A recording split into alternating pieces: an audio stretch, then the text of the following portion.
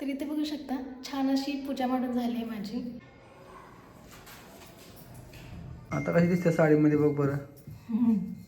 मग तर इथं भात बघू शकता किती सुंदर भात चाललाय, म्हणजे एकदम मोकळा मोकळा.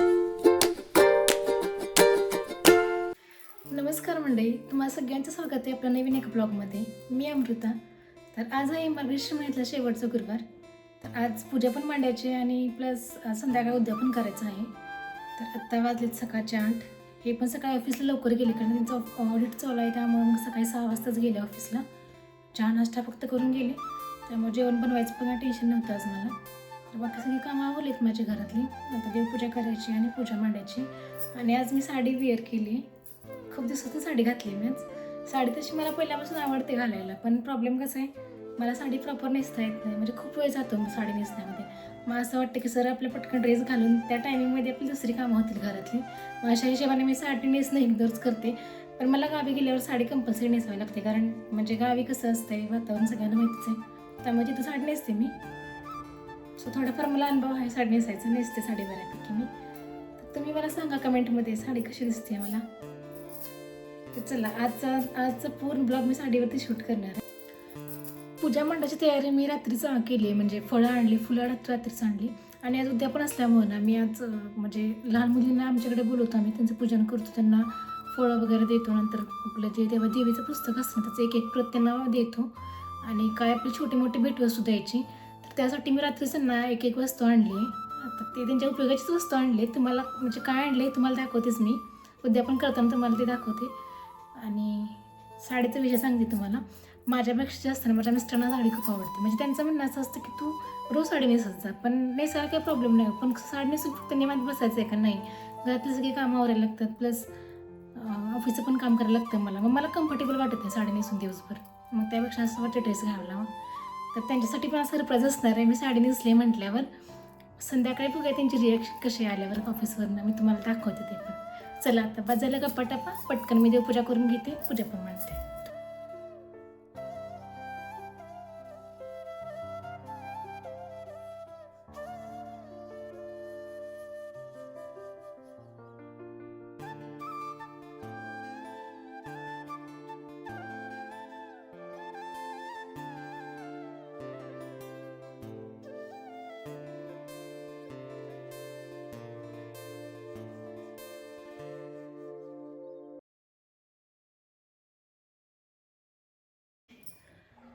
देवपूजा करून झाली आहे माझी. आता पटकन पूजा मांडून घेते.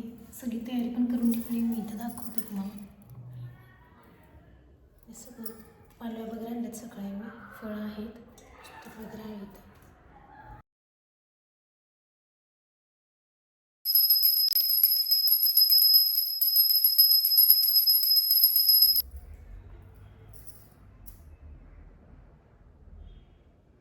तर इथं बघू शकता देवपूजा पण करून झाली माझी आणि पूजा पण मांडून झाली.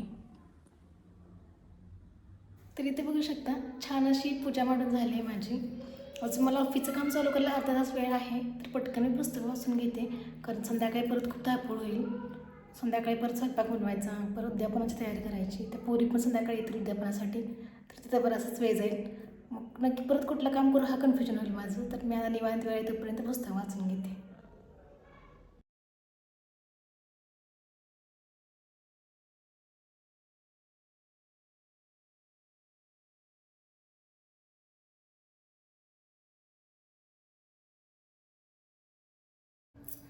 पूजा पण वाचून झाली आहे माझी. देवाला मी तर साखरेचा नैवेद्य दाखवला. संध्याकाळी आता शिरा आणि पंचामृत करेल मी प्रसादासाठी. तर तेव्हा मी परत नैवेद्य दाखवून अजून एकदा. आता चला ऑलमोस्ट 10 वाजता आलेत. आता माझं ऑफिसचं काम चालू करते.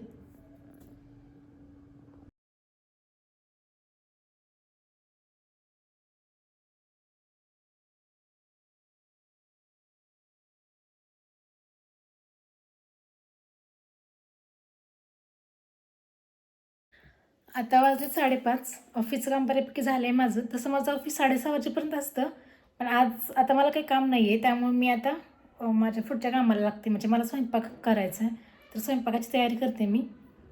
आणि माझ्या पाठीमागचे फुलपाखरं किती छान दिसत आहेत ना. म्हणजे आधी भिंत पूर्ण रिकामी वाटायची, आता एकदम भरून वाटते भिंत, म्हणजे अशी रंगीबरंगी दिसते काहीतरी.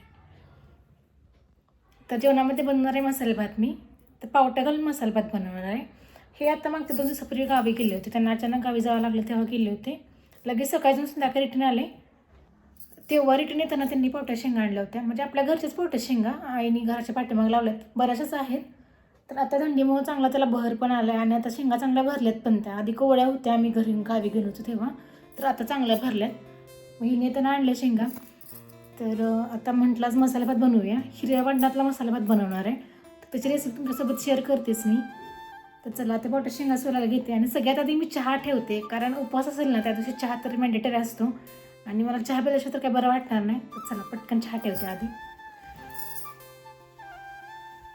याच पावट्या शेंगा आहेत त्या. किती फ्रेश शेंगा आहेत बघा आणि पूर्ण अशा भरलेल्या शेंगा आहेत. कवळे का दुसरी असेल अशी चुकून तुटलेली, पण सगळ्या भरलेल्या शेंगा आहेत. ह्या आहेत आपल्या घेवड्या शेंगा.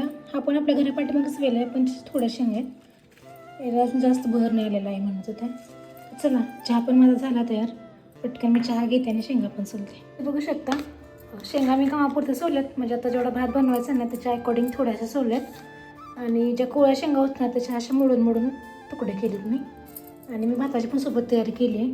त्यासाठी घेतले लसूण, कोथिंबीर, आलं आणि मिरची हे सगळं मिक्सरमधून बारीक करून घेईन मी आता. कुकरमध्ये तेल टाकले. तेलामध्ये जिरं मोहरी टाकलं आहे. आता याच्यामध्ये जाईल एक 7 फुलचा छोटासा तुकडा आहे, कढीपत्त्याची पावडर आणि टमाटर. दुसरी खडा मसाला काही टाकणार नाही मी, कारण माझ्याकडे ही खडा मसाल्याची पेस्ट आहे मी बनवली घरी, तीच वापरली याच्यामध्ये. कारण आमच्या ह्यांना असं तोंडाला आवडत नाही मसाले, त्यांच्यासाठी खास अशी पावडर बनवली. अशी पोटामध्ये पण जाते ती आणि असं टाकलेला वेगळं पण काय वाटत नाही. त्याच्यामध्ये कांदा टाकले मी. कांदा चांगला भाजला आहे. आता याच्यामध्ये टोमॅटो टाकते. टोमॅटो पण चांगलं मऊसूत होईपर्यंत भाजून घ्यायचं. टोमॅटो चांगला भाजला तर याच्यामध्ये ती बनवलेली पेस्ट टाकते मी.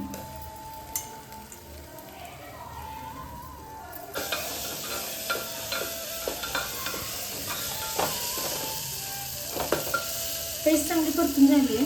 कच्चापणा पूर्ण जसं गेला आहे. आता याच्यामध्ये पावडर टाकते मी.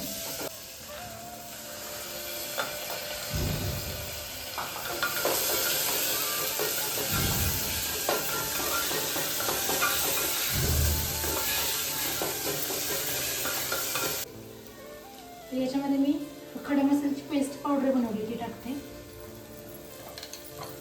तर याच्यामध्ये जाईल जिरं पावडर थोडीशी ती धने पावडर टाकते.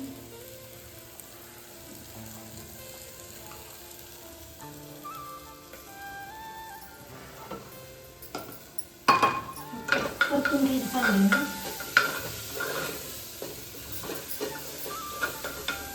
मसाला चांगला भाजून घेतला तर त्याच्यामध्ये भिजवलेले तांदूळ टाकते.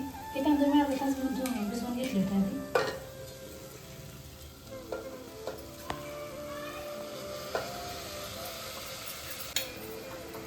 मसाला सोबत चांगलं परतून घेतला आहे.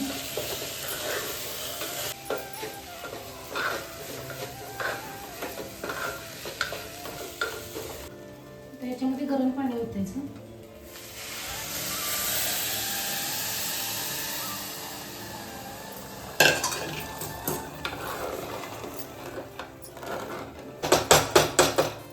एक वाटी तांदूळ होतं त्याच्यासाठी मी 1.5 वाटी पाणी ओतले. कारण तांदूळ आधी भिजत ठेवलेलं, आता पाणी पण गरम होते त्यामुळे जास्त पाणी ओतायची गरज नाही याच्यामध्ये. चवीपुरतं मीठ टाकायचं. सगळ्यात शेवटी याच्यामध्ये तूप टाकायचं थोडंसं.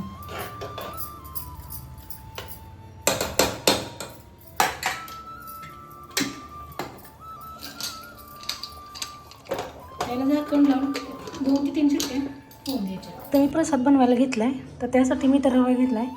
काजू बदामाचे काप करून घेतलेत आणि तूप गरम करायला ठेवले कढईमध्ये. पाणी पण गरम करून घेतलं आहे. पटकन प्रसाद बनवून घे.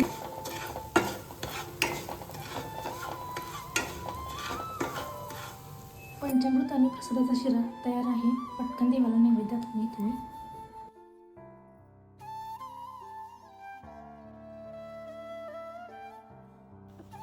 तरी ते बघू शकता मी आमच्या शेजारच्या त्यांच्या हाती कुंकवाला गेले होते तर त्यांच्याकडून हे मला वाण मिळालेलं. मग देवाभूषण आणून ठेवलं मी. त्यानंतर थोड्या वेळाने आमच्या बिल्डिंगमधल्या ताई आल्या हळदी कुंकवासाठी. मी त्यांना बोलवलं होतं. तर त्यांना मी हळदी कुंकू लावलं आणि त्यांना मी वाण दिलं. वाणामध्ये मी पुस्तक आणि केळ दिलं त्यांना, कारण मी सुवासिनीसाठी असं काय आणलं नव्हतं. कारण मी नेहमीप्रमाणे कसं लहान मुलींची पूजा करते ना, तर त्याच्या अकॉर्डिंग मी लहान मुलींसाठी गिफ्ट आणलं होतं. मग त्यांना जसं मी आणलं होतं तसंच मग दिलं. मग मी लहान मुलींनाच बोलवून त्यांचं पूजन केलं, त्यांना हळदी कुंकू लावलं, त्यांना केळ आणि त्यांच्यासाठी गिफ्ट आणलं होतं ना पाऊच, तर ते त्यांना दिलं मी, प्रसाद दिला सोबत. आणि कसं काही ठिकाणी म्हणजे प्रत्येक ठिकाणची पद्धत वेगवेगळी असते हळदी कुंकवाची. काही ठिकाणी सुवासिनींना बोलतात, काही ठिकाणी कन्यांचं पूजन करतात. तर आमच्या बिल्डिंगमध्ये पण तसंच आहे, म्हणजे सुवासिनींना बोलवतात. बाकीच्या ताईंनी कसं सुवासिनींना बोलवायच्या हिशोबाने त्यांनी बाकीची सगळी तयारी केली होती. त्यांनी त्याच्या अकॉर्डिंग गिफ्ट्स वगैरे आणले होते, असं नाही का वाणामध्ये काय द्यायचं असं त्यांनी आणलं होतं. तसं मी मोठ्या म्हणजे ताईंसाठी काय आणलेलं नव्हतं, मी लहान मुलींसाठीच आणलेलं. त्यामुळे मी लग्नाच्या आधी जसं पूजन करायचे ना, म्हणजे हे आपलं उद्यापन, तर तसंच मी आत्ता पण केलं. तर आमच्या बिल्डिंगमधल्या 5 कन्यांना बोलवलं होतं मी, तर ह्याच आहेत त्या. आल्याला त्यांचं मी औक्षण केलं, त्यांना हळदी कुंकू वगैरे लावलं आणि त्यांना मी जे की आम्ही गिफ्ट आणलं होतं, गिफ्ट आणि केळ असं त्यांना दिलं मी. आणि शेवटी मग प्रसाद पण दिला त्यांना बनवलेलं मी, शिरा आणि पंचामृत. आणि आज मी पहिल्यांदा एकटीने उद्यापन केलं, म्हणजे लग्नानंतरचा हा माझा पहिलाच उपवास. तर मी एकटीने उद्यापन केलं आणि उद्यापन एकदम मस्त पार पडलं, छान वाटलं एकदम. आता कशी दिसते साडीमध्ये बघ बरं. रोज साडी नेसते एवढा वेळ नसतो माझ्याकडे. नेसायची. जेवण मिळणार नाही मग साडी नेसल्यावर. साडी सावरत बसायला लागलं. आता साडी नेसल्यावर असं वाटते लग्न झाले की काय माझं आत्ता जास्त असं वाटतंय. लग्न झालं कशी फिलिंग येते 4 दिवसात. साडी नेसल्यावर कसं सगळं काम करायला प्रॉब्लेम असं व्हायला लागला. तरी पण नेसायची आठवड्यात एकदा.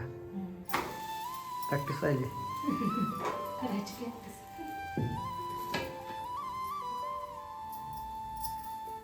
तर काहीच उद्यापन वगैरे सगळं झाले. आता जेवण पण झाले, फक्त चपाती बनवायचं राहिले. पटकन चपात्या बनवून घेतो आणि मस्त जेवण घेतो. आणि यांना पण भूक लागली, आल्यापासून चालले भूक लागली 5 मिनिटं थांबा, चपाती झाली. तर इथं भात बघू शकता किती सुंदर भात झाला आहे, म्हणजे एकदम मोकळा झाला, अजिबात असं गिचका वगैरे झाला नाही किंवा पाणी पण त्याच्यामध्ये जास्त झालं नाही, एकदम मोकळा झाला. देवासाठी नैवेद्य काढते.